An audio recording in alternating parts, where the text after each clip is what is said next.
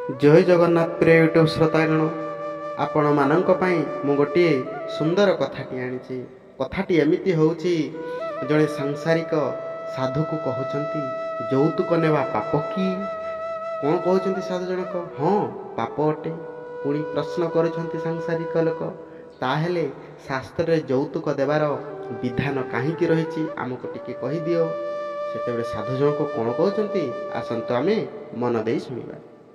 शास्त्र रे यौतुक देवार विधान अच्छी नेबार तो विधान नहीं। यौतुक नेबा उचित नुहे। नेबार इच्छा दुई प्रकार अटे।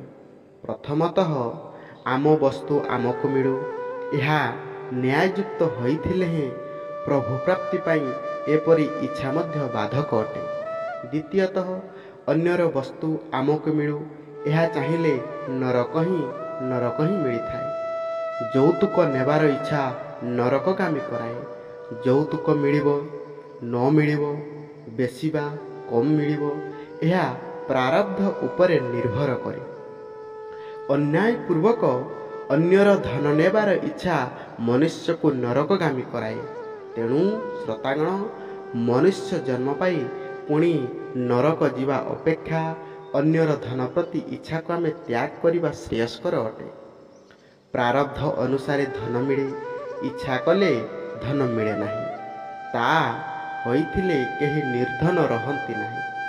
धनर लालसा केबे कहारी पूर्ण हुए नहीं। ए संसार रे केबे होई नहीं किंबा होई पारिबो नहीं मध्य। तेणु ताकू आमे आमको त्याग करिया पाही पड़िबो। धन मिलिबाकू थिले इच्छा नथिले मध्य ताहा सहजरे मिले। इच्छा कले ताहा पाप और अन्याय द्वारा मिली थाए। गीतारे अर्जुन पचारिले मनुष्य चाहूथिले मध्य काहींकी पाप करे। मनुष्य से न चाहिबो मु पाप करिबी नहीं तथापि से पाप करे कोन पाई। सेतेबेले भगवान कोन कहउछंती काम नहीं सबु पापर मूल अटे बोली कि से कहउछंती। पूर्व काल रे ससुर घरु आसीथिबा यौतुक बाहरे बांटी दिया जाउथिला। घरे रखा जाऊ नथिला। अन्यर कन्या दान रे मिली थाए। तेणु यज्ञ दान ब्राह्मण भजन आदि द्वारा ताहार प्रायश्चित करा जाउथिला। अन्यर कन्या को दान रे ग्रहण करिबा ऋण अटे। मात्र गृहस्थ आश्रम रे कन्या दान ग्रहण करिबा को पडुथिबारु लोके भाबुथिले आम घरे कन्या जन्म हेउ आमे मध्य कन्या दान करिबु। जो ब्राह्मण माने गोदान ग्रहण करुथिले सेमाने यज्ञ गायत्री जप प्रभृति द्वारा प्रायश्चित करुथिले।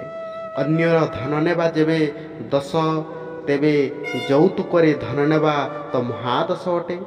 जदि यौतुक नेबा को पड़े ताहेले कौन करिया पाई पड़िबो ना दातार प्रसन्नता पाई निया जाई पारे।